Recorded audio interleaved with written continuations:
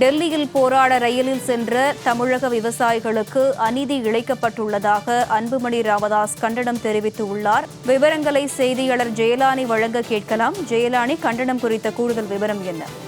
வணக்கம் காயத்ரி. டெல்லியில போராட்டம் மேற்கொள்வதற்காக டெல்லி நோக்கி ரயில் பயணம் மேற்கொண்ட விவசாயிகளை மராட்டி மாநில காவல்துறையினர் நாக்பூரிலேயே தடுத்து நிறுத்தி மீண்டும் அவர்களை தமிழகத்திற்கு திருப்பி வைத்திருக்கிறார்.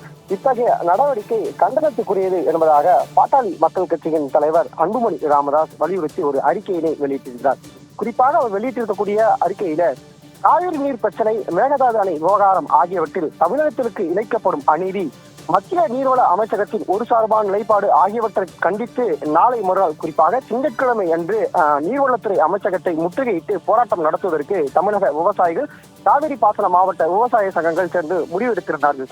இந்த நிலையில் அந்த போராட்டத்தை மேற்கொள்வதற்காக டெல்லிக்கு புறப்பட்டு ரயில் மூலமாக சென்ற விவசாயிகளை மராட்டி மாநிலத்தில் இருக்கக்கூடிய நாக்பூர்ல அம்மாநில காவல்துறையினர் தடுத்து நிறுத்தி அவர்களை இறக்கிவிட்டதுடன் மட்டுமல்லாது அவர்களை வலுக்கட்டாயமாக தமிழகத்திற்கு திருப்பி அனுப்பியிருக்கின்றனர். இது தமிழக உழவர் மீதான அடக்குமுறையும் அநீதியும் ஆகும். இது கண்டனத்துக்குரியது என்பதாக அவர் அந்த அறிக்கையில சுட்டிக்காட்டியிருக்கிறார். குறிப்பாக மேகதாது விவகாரத்தை பொறுத்தவரை தமிழகத்திற்கு இழைக்கப்படும் அநீதியை கண்டித்து போராட்டங்கள் நடத்துவதும் அதன் உரிமைகளையும் தமிழக விவசாயிகளுக்கு உண்டு. ஆனால் அவர்களது போராட்டத்தை தடுப்பதற்காக அவர்களை மராட்டி மாநில காவல்துறையினர் தடுத்து நிறுத்தி இறக்கிவிட்டது மனித உரிமை மீறல் ஆகும். அது மட்டுமின்றி இது தமிழ்நாட்டின் உரிமைகள் மீது நடத்தப்படும் தாக்குதலாகும். எனவே இதனை கண்டித்து தமிழக அரசு வேடிக்கை பார்க்க கூடாது என்பதாகவும் இதனை பார்த்து இருக்கக்கூடாது என்பதாக தமிழக அரசிற்கும் கோரிக்கை வைத்திருக்கிறார். குறிப்பாக டெல்லியில் ரயிலில் பயணம் மேற்கொண்ட அந்த விவசாயிகள் எதற்காக தடுத்து நிறுத்தினார்கள் என்று மராட்டிய அரசும் காவல்துறையும் தமிழக அரசுக்கு விளக்கம் கேட்க வேண்டும்.